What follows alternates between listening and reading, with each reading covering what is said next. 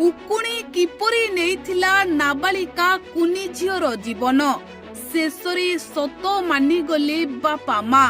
ଯେଉଁ ସତ ଶୁଣିଲେ ଆପଣଙ୍କ ପାଦ ତଳୁ ମାଟି ଖସିଯିବ। ଧୀରେ ଧୀରେ କୁନି ଝିଅର ମୁଣ୍ଡରେ ବସା ବାନ୍ଧୁଥିଲେ ହଜାର ହଜାର ଉକୁଣି। ମୁଣ୍ଡରୁ ଦହି ବାହାର କରି ଖପୁରୀକୁ ଖାଉଥିଲେ ଉକୁଣି ପଲ। ଆଉ ଝିଅଟି ଯନ୍ତ୍ରଣାରେ ହେଉଥିଲା ବାଡ଼େଇ ଛାଟି। ସବୁବେଳେ ମୁଣ୍ଡକୁ ଧରି କୁଣ୍ଡାଉଥିଲା ଆଉ ଚିତ୍କାର କରୁଥିଲା। ଦର୍ଶକ ବନ୍ଧୁ, ଏହି କୁନି ଝିଅର ଜୀବନ ଉକୁଣି ନେଇଯିବା ପରେ ସତ ଆସିଛି ସାମ୍ନାକୁ। ଆଉ ଡାକ୍ତର ଯେଉଁ କଥା କହିଛନ୍ତି ତାହା ଶୁଣିବା ପରେ ଏବେ ବାପା ମା କାନ୍ଦୁଛନ୍ତି। ଦର୍ଶକ ବନ୍ଧୁ, ଉକୁଣି ମୁଣ୍ଡରେ ହଜାର ହଜାର ସଂଖ୍ୟାରେ ରହିଥିଲେ। ଆଉ ନାବାଳିକା କୁନି ଝିଅକୁ ଯନ୍ତ୍ରଣା ଦେଉଥିଲେ। ଆଉ ନାବାଳିକା କୁନି ଝିଅର ଖପୁରୀକୁ ଖାଇ ଚାଲିଥିଲେ। କୁନି ଝିଅ ମୁଣ୍ଡକୁ ଧରି କୁଣ୍ଡାଇ ହେଉଥିଲା। କୁନି ଝିଅ ମୁଣ୍ଡକୁ ଧରି ପାଗଳି ଭଳି ହେଉଥିଲା।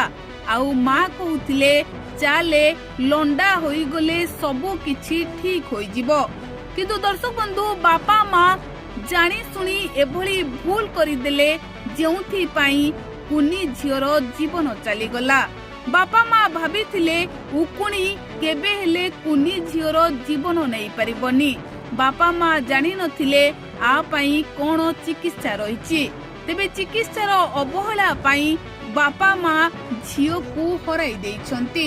ଦର୍ଶକ ବନ୍ଧୁ, ଘଟଣାଟି ହେଉଛି ପୁରୀ ଜିଲ୍ଲା ବଳଙ୍ଗା ଥାନା ଅନ୍ତର୍ଗତ ଚମ୍ପାଗଡ଼ ସାହିର। ମୃତକ ହେଲେ ଲିଙ୍ଗରାଜ ସାହୁଙ୍କ ଝିଅ ଲକ୍ଷ୍ମୀପ୍ରିୟା ସାହୁ। ସୂଚନା ଅନୁଯାୟୀ ଲକ୍ଷ୍ମୀପ୍ରିୟା ସ୍ଥାନୀୟ ବିଦ୍ୟାଳୟରେ ଷଷ୍ଠ ଶ୍ରେଣୀର ଛାତ୍ରୀ ଥିଲେ। କିଛି ମାସ ତଳେ ତାଙ୍କ ମୁଣ୍ଡରେ ମାତ୍ରାଧିକ ଉକୁଣି ହୋଇଥିଲା। ଅନେକ ପ୍ରତିକାର କରିବା ସତ୍ତ୍ୱେ ଭଲ ହୋଇନଥିଲା। ମା ସତ୍ୟଭାମା ସାହୁ ଲଣ୍ଡା ହେବାକୁ କହିଥିଲେ, ହେଲେ ଝିଅ ଲକ୍ଷ୍ମୀପ୍ରିୟା ରାଜି ହୋଇନଥିଲେ। ଏହାରି ଭିତରେ ଉକୁଣି ଗୁଡ଼ିକ ଖପୁରୀକୁ ଆକ୍ରାନ୍ତ କରିଥିଲେ।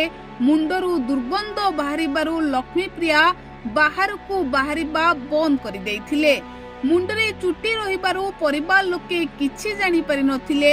3 ଦିନ ତଳେ ହଠାତ୍ ତାଙ୍କର ରକ୍ତ ବାନ୍ତି ହେବା ପରେ ପରିବାର ଲୋକେ ପୁରୀ ମେଡିକାଲକୁ ନେଇଥିଲେ।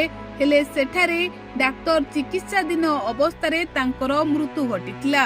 ତେବେ ଦର୍ଶକ ବନ୍ଧୁ, କୁହାଯାଉଛି ଯଦି ବାପା ମା ପ୍ରଥମରୁ ସଠିକ ଚିକିତ୍ସା କରିଥାନ୍ତେ, ଉପଯୁକ୍ତ ଚିକିତ୍ସା ମିଳିଥାନ୍ତା, ତେବେ କୁନି ଝିଅର ଜୀବନ ଏହି ସାମାନ୍ୟ ଉକୁଣି ନେଇ ପାରିନଥାନ୍ତେ।